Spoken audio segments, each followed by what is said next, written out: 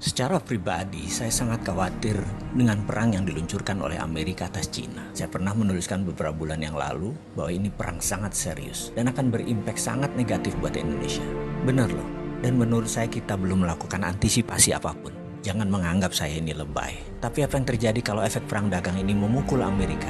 Atau dengan kata lain, Amerika yang kalah. Amerika yang merasa sebagai New World Order mendapat tantangan dari pasukan kuning Cina. Dan kalau Amerika sampai kalah, dunia berubah kutubnya. Bergeser centrum of gravitatis kalau bahasa intelijennya. Dan kita bisa lihat apa yang terjadi jika nanti benar ramalan saya ini terjadi.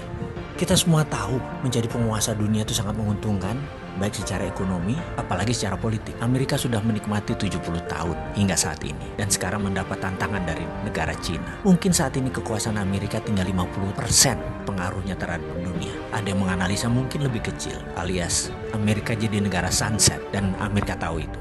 Amerika panik. Saya pernah menulis bahwa Roma, Bizantium, dan Konstantinopel menguasai dunia hampir 1000 tahun. Dalam 1000 tahun itu, Roma ditantang 8 kali oleh kaum barbar versi Roma. Namun akhirnya tumbang juga oleh Genseric.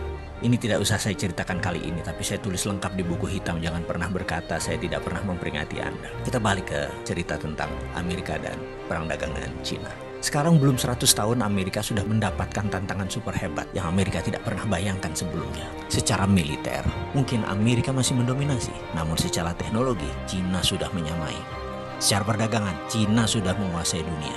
Secara logistik dan distribusi, Cina yang menang. Uang, Wall Street, Cina punya sendiri. Cina punya Hudsonian New Economic Model. Kalau sosial media atau informasi, apakah Amerika yang pemenangnya? Mungkin di dunia ya saat ini. Tapi di Cina, Amerika tidak bisa sentuh sama sekali. Coba perhatikan list di bawah ini. Cina punya Baidu, yaitu Google-nya Cina. Cina punya Alibaba, yaitu Amazon-nya Cina. Cina punya Didi Sucing, Uber-nya Cina. Weibo adalah Twitter-nya Cina. Renren adalah Facebook-nya Cina. WeChat adalah WA-nya Cina. Youku adalah YouTube-nya Cina. QQ adalah Gmail-nya Cina. Dia sudah lengkap untuk mengantisipasi semua hal yang Amerika unggul kesannya secara teknologi atau sosial media. Bahkan ketika perang teknologi dilancarkan oleh Trump, setelah 5 kali serang Cina dengan tarif barang Cina dinaikkan 25%. Kemudian Trump melarang Android untuk dipakai Huawei. Apa yang terjadi?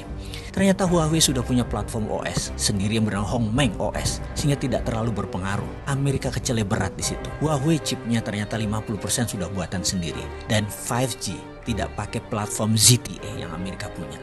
Di sisi bisnis, Huawei sudah dipakai sebagai platform operator telekomunikasi di 100 negara di dunia ini yang membuat Huawei tetap beroperasi sebagai penyedia alat telekomunikasi dunia. Bayangkan ketika 100 negara tersebut memakai 5G tahun depan ya, apa yang terjadi dengan Amerika? Amerika bisa hilang, Amerika bisa menjadi negara mediocre. Dan itu dimulai tahun depan, tahun 2020.